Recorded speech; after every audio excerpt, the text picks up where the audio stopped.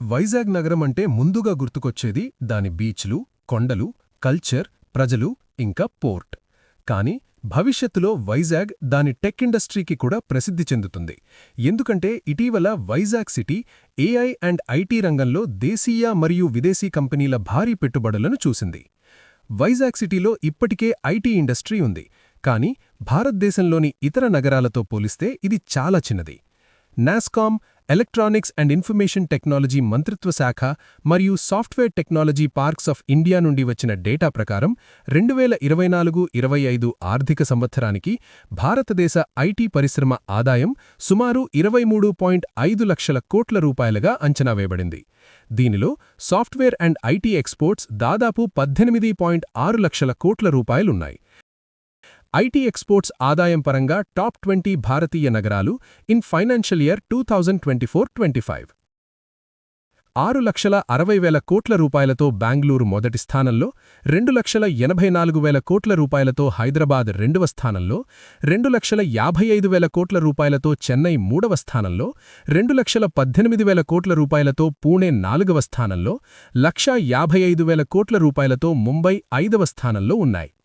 IT ఎక్స్పోర్ట్స్లో top 5 భారతీయ సిటీలు ఇవే. విశాఖపట్నం 5,700 కోట్ల రూపాయలతో 16వ స్థానంలో ఉంది. ఆంధ్రప్రదేశ్ రాష్ట్రాన్ని ప్రధాన ఐటీ హబ్గా ఎదగడానికి ప్రభుత్వం డొమెస్టిక్ మరియు ఫారిన్ కంపెనీలకు ఆకర్షణీయమైన ప్రోత్సాహకాన్ని అందిస్తోంది. ముఖ్యమంత్రి ఎన్ చంద్రబాబు నాయుడు అధ్యక్షతన జరిగిన రాష్ట్ర మంత్రివర్గం రాష్ట్ర ల్యాండ్ బ్యాంకును ఉపయోగించుకుని AP land incentive for tech hub lift policy 4.0 2024-2029ని ఆమోదించింది. ఈ పాలసీ కింద అప్రూవ్ అయిన కంపెనీలకు తమ ఆఫీసులు స్థాపించడానికి రాష్ట్రవ్యాప్తంగా ఎకరానికి కేవలం 99 పైసలకే భూమి ఇవ్వడం జరుగుతుంది. రాష్ట్ర విభజన తర్వాత హైదరాబాద్ సిటీను కోల్పోవడం వల్ల రాష్ట్రంలో కొత్త ఫైనాన్షియల్ సెంటర్ అవసరాన్ని దృష్టిలో ఉంచుకుని ఆంధ్రప్రదేశ్లోని ఇన్ఫ్రాస్ట్రక్చర్ మరియు టాలెంట్ను ఉపయోగించుకోవడానికి ఈ పాలసీని రూపొందించారు. బెంగళూరు, హైదరాబాద్, చెన్నై వంటి టియర్ 1 సిటీస్లో పెరుగుతున్న రద్దీ మరియు ఆపరేషనల్ ఖర్చులను దృష్టిలో ఉంచుకుని ఈ కాస్ట్ బేస్డ్ అట్రాక్షన్ స్ట్రాటజీని ఉపయోగించి ప్రముఖ కంపెనీలకు భూమిని తక్కువకే ఇవ్వడం వల్ల కంపెనీలకు రిలొకేట్ అయ్యే ఖర్చు ఇంకా రిస్క్ కూడా తగ్గిస్తుంది. ఈ పాలసీ కింద కంపెనీలకు ఫైనాన్షియల్ ఇన్సెంటివ్స్ లభించాలంటే కొన్ని కండిషన్లు మీట్ అవ్వాలి. ఐటీ లేదా ఐటీఈఎస్ కంపెనీలకు గత 3 సంవత్సరాలలో ఫార్చ్యూన్ లేదా ఫోర్బ్స్ ర్యాంకింగ్స్లో జాబితా ఉండాలి, లేదా కనీసం $1 బిలియన్ మార్కెట్ క్యాపిటలైజేషన్ లేదా వార్షిక ఆదాయం ఉండాలి, 3 సంవత్సరాలలో కనీసం 3,000 ఉద్యోగాలను సృష్టించడం మరియు ఎకరానికి 500 ఉద్యోగాలను సృష్టించడం వంటి ప్రమాణాలున్నాయి. గ్లోబల్ కేపబిలిటీ సెంటర్స్ జీసీసీల కోసం ఈ ప్రమాణాలలో 3 సంవత్సరాలలో కనీసం 2,000 ఉద్యోగాలను మరియు ఎకరానికి 500 ఉద్యోగాలను సృష్టించడం ఉన్నాయి. ఐటీ పార్క్ డెవలపర్స్ కోసం ఆల్రెడీ కనీసం 10 లక్షల చదరపు అడుగుల కమర్షియల్ ఆఫీస్ స్పేస్ అభివృద్ధి చేయడం, ఎకరానికి కనీసం 1 లక్ష చదరపు అడుగుల నిర్మాణ స్థలం మరియు మొత్తం 10 లక్షల చదరపు అడుగుల నిర్మాణ స్థలం ఉండాలి. జీసీసీ డెవలపర్స్ కోసం 20% built-up area anchor tenant agreement ఉండాలి మరియు కనీసం 50% ఐటీ ఆఫీస్ స్పేస్ను ఎలిజిబుల్ కంపెనీలకు విక్రయించాలి. నిర్మాణ కాలానికి చట్టపరమైన లైసెన్సులు అవసరం మరియు అమ్మకపు ఒప్పందం నుండి 6 నెలల్లోపు నిర్మాణం ప్రారంభం అవసరం. ఇప్పుడు ఈ పాలసీ కింద అలాట్ అయిన ఇన్వెస్ట్మెంట్లేంటో తెలుసుకుందాం. Visakhapatnam metropolitan region development authority ఆధ్వర్యంలో కపులుప్పాడలో వరల్డ్ క్లాస్ కంపెనీ కాగ్నిజెంట్ 1,580 కోట్ల రూపాయల పెట్టుబడితో ఐటీ క్యాంపస్ నిర్మిస్తోంది.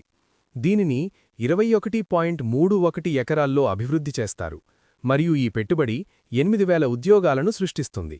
ఈ ప్రాజెక్టు నిర్మాణం డిసెంబర్ 2025న ప్రారంభమైంది. ఈ క్యాంపస్ 3 ఫేజ్లో నిర్మించబడుతుంది. మొదటి ఫేజ్ 3,000 ఉద్యోగాల సామర్థ్యంతో 2029 నాటికి పూర్తవుతుంది. తదుపరి దశలు మొత్తం ఉద్యోగాలను 8,000కు పెంచుతాయి. మొత్తం ప్రాజెక్ట్ 100% సెల్ఫ్ ఫైనాన్స్తో కాగ్నిజెంట్ నిర్మిస్తున్నారు. ఇది ఆంధ్రప్రదేశ్ పట్ల కంపెనీ యొక్క లాంగ్ టర్మ్ కమిట్మెంట్ను సూచిస్తుంది. ఆంధ్రప్రదేశ్ ముఖ్యమంత్రి మరియు Cognizant company CEO yes Ravikumar మధ్య మరిన్ని చర్చల తర్వాత కాగ్నిజెంట్ కంపెనీ భవిష్యత్తులో ఈ ప్రాంతంలో 20,000 ఉద్యోగాలను సృష్టించడానికి దారితీసింది. టాటా కన్సల్టెన్సీ సర్వీసెస్ టీసీఎస్ విశాఖపట్నంలో ఒక ప్రధాన ఐటీ క్యాంపస్ను ఏర్పాటు చేయనుంది. దీని ద్వారా 12,000 కొత్త ఉద్యోగాలు సృష్టించబడతాయి. 99 సంవత్సరాల లీజుపై టీసీఎస్కు కేటాయించిన 21.16 ఎకరాల భూమిలో 1,370 కోట్ల రూపాయల ప్రాజెక్టును అభివృద్ధి చేస్తారు. టీసీఎస్ జనవరి 2026లో విశాఖపట్నంలోని రుషికొండ హిల్ నంబర్ 3 వద్ద రెంటుకు తీసుకున్న ఆఫీసు నుండి తన డెలివరీ సెంటర్లో ఆపరేషన్స్ను ప్రారంభించాలనుకుంటోంది. ఈ ఇనీషియల్ ఇన్వెస్ట్మెంట్ 80 కోట్ల రూపాయలు మరియు 2000 జాబ్స్ క్రియేట్ చేస్తుంది. రాష్ట్ర ప్రభుత్వం మిల్లేనియం టవర్స్ ఏ మరియు బీలలో టీసీఎస్కు నెలకు ₹29 పర్ స్క్వేర్ ఫీట్ చొప్పున లీజు రేటుతో 2,08,280 చదరపు అడుగుల ఆఫీస్ స్పేస్ను కేటాయించింది. నిర్మాణం కోసం భూమిని క్లియర్ చేసిన తర్వాత టీసీఎస్ వైజాగ్లో తన పర్మనెంట్ క్యాంపస్కు పునాది వేస్తుంది. ప్రధాన టెక్నాలజీ హబ్గా ఎదగాలనే ఆంధ్రప్రదేశ్ ఆశయాలకు బూస్ట్ ఇస్తూ విశాఖపట్నంలో ఇన్ఫోసిస్ పర్మనెంట్ క్యాంపస్ను ఏర్పాటు చేయనుంది. ఈ ప్రాజెక్ట్ కోసం ఎండాడ వద్ద 20 ఎకరాల భూమిని కేటాయించడానికి రాష్ట్ర ప్రభుత్వం ఇన్ ప్రిన్సిపల్ అప్రూవల్ ఇచ్చింది. క్లౌడ్ మరియు ఏఐపై దృష్టి సారించి ప్రారంభంలో సుమారు 1000 ఉద్యోగులకు వసతిని కల్పించడానికి ఈ సౌకర్యం రూపొందించబడింది. ఎక్సెంచర్ వైజాగ్లో కొత్త క్యాంపస్ను నిర్మించాలని ప్రతిపాదించింది. దాదాపు 12,000 ఉద్యోగాలను క్రియేట్ చేస్తుంది.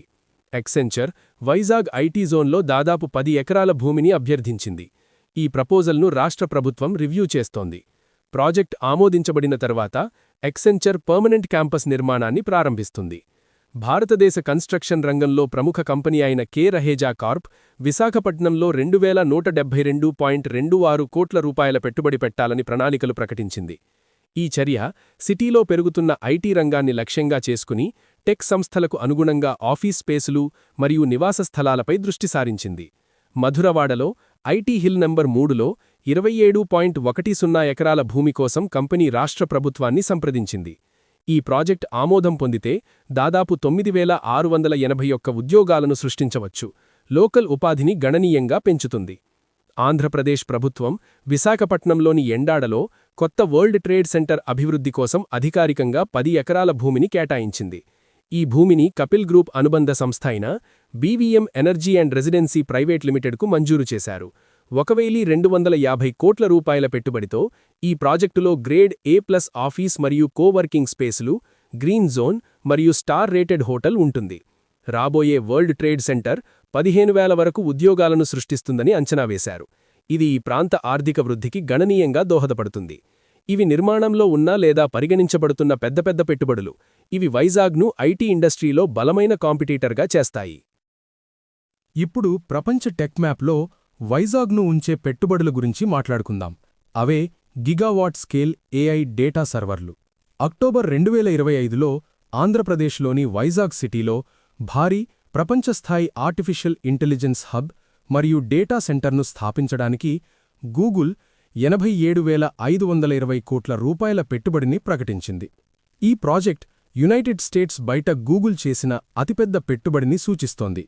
అడవివరం, తర్లువాడ మరియు రాంబిల్లీ అనే 3 ప్రదేశాలలో 1 గిగావాట్ హైపర్స్కేల్ డేటా సెంటర్ క్యాంపస్ అభివృద్ధిని కలిగి ఉంటుంది. గ్లోబల్ కనెక్టివిటీగా పనిచేయడానికి రూపొందించబడిన ఈ సౌకర్యం సింగపూర్ మరియు ఆస్ట్రేలియాతో సహా 12 కంటే ఎక్కువ దేశాలకు అధిక సామర్థ్యం గల సబ్సీ కేబుళ్ల ద్వారా అనుసంధానించబడుతుంది. అదే సమయంలో స్థిరమైన గ్రీన్ ఎనర్జీ మౌలిక సదుపాయాల ద్వారా శక్తిని పొందుతుంది. ఈ ఇన్వెస్ట్మెంట్ వైజాగ్ను ఏఐ సిటీగా మారుస్తుందని, దాదాపు 1.88 లక్షల ఉద్యోగాలను సృష్టిస్తుందని మరియు స్టేట్ గ్రోస్ డొమెస్టిక్ ప్రాడక్ట్కు ఏటా 10,518 కోట్ల రూపాయలను దోహదపడుతుందని భావిస్తున్నారు. ఈ ప్రాజెక్ట్ను అదానీ కానెక్స్ మరియు ఎయిర్టెల్ భాగస్వామ్యంతో అభివృద్ధి చేస్తున్నారు. సర్చ్, వర్క్స్పేస్ మరియు యూట్యూబ్ వంటి గూగుల్ ప్రాడక్ట్స్లకు శక్తినిచ్చే అధునాతన ఇన్ఫ్రాస్ట్రక్చర్ను ఇది ఉపయోగించుకుంటుంది. నవంబర్ 2025లో రిలయన్స్ ఇండస్ట్రీస్, బ్రూక్ఫీల్డ్ మరియు డిజిటల్ రియాలిటీతో భాగస్వామ్యం కలిగిన దాని జాయింట్ వెంచర్ డిజిటల్ కనెక్షన్ ద్వారా విశాఖపట్నంలో ఒక భారీ ఏఐ డేటా సెంటర్ క్యాంపస్ను నిర్మించడానికి 98,000 కోట్ల రూపాయల పెట్టుబడిని ప్రకటించింది. 2030 నాటికి పూర్తి కానున్న ఈ ప్రాజెక్ట్ 400 ఎకరాల విస్తీర్ణంలో విస్తరించి మొత్తం 1 గిగావాట్ కెపాసిటీ చేరుకుంటుంది.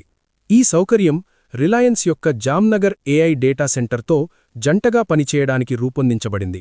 ఇది అడ్వాన్స్డ్ ఎన్విడియా జీపీయూలు, టీపీయూలు మరియు ఏఐ ప్రాసెసర్లను హోస్ట్ చేయడానికి ప్రత్యేకంగా రూపొందించబడిన హై డెన్సిటీ ర్యాక్లను కలిగి ఉంది. రిలయన్స్ రాష్ట్రంలో 6 గిగావాట్ల సోలార్ విద్యుత్ ప్రాజెక్టును అభివృద్ధి చేయడానికి కూడా కట్టుబడి ఉంది. ఇది డేటా సెంటర్ యొక్క హై ఎలక్ట్రిసిటీ అవసరాలకు క్లీన్ ఎనర్జీ ద్వారా అందించడానికి ఇన్వెస్ట్ చేస్తారు. 2025 చివర్లో ఫైనలైజ్ చేయబడిన ఒక ల్యాండ్మార్క్ ఒప్పందంలో మెటా కంపెనీ సిఫీ టెక్నాలజీస్తో పార్ట్నర్షిప్ కుదుర్చుకుని పరదేశీపాలెంలో 500 మెగావాట్ల హైపర్ స్కేల్ ఏఐ డేటా సెంటర్ను లీజుకు తీసుకుంది. దీనికి దాదాపు 15,266 కోట్ల రూపాయల పెట్టుబడి చేస్తోంది. ఈ ఫెసిలిటీ ఫేస్బుక్, ఇన్స్టాగ్రామ్ మరియు వాట్సాప్ కోసం హై ఇంటెన్సిటీ కలిగిన జనరేటివ్ ఏఐ వర్క్లోడ్లు మరియు రికమెండర్ సిస్టమ్స్లకు మద్దతు ఇవ్వడానికి రూపొందించబడింది. ఈ ప్రాజెక్ట్కి ప్యారలల్గా వైజాగ్ సిటీలో మెటా యొక్క ప్రతిష్టాత్మకమైన వాటర్వర్త్ సబ్సీ కేబుల్ ప్రాజెక్ట్ కోసం ప్రైమరీ ల్యాండింగ్ సైట్గా ఎంపిక చేయబడింది. ఇది యుఎస్, భారతదేశం, బ్రెజిల్ మరియు దక్షిణాఫ్రికాలను కలిపే 50,000 కిలోమీటర్ల అండర్సీ ఫైబర్ ఇంటర్నెట్ సిస్టమ్. ఈ ప్రాజెక్టులు కలిసి విశాఖపట్టణంను గ్లోబల్ డేటా కనెక్టివిటీకి క్రిటికల్గా చేస్తాయి. అందుకే గేట్వే ఆఫ్ ఈస్ట్గా వైజాగ్ సిటీ పిలువబడుతోంది. ఈ ప్రాంతం యొక్క టెక్ ఈకోసిస్టమ్ను గణనీయంగా పెంచుతాయి మరియు వేలాది హై స్కిల్డ్ ఉద్యోగాలను సృష్టిస్తాయి.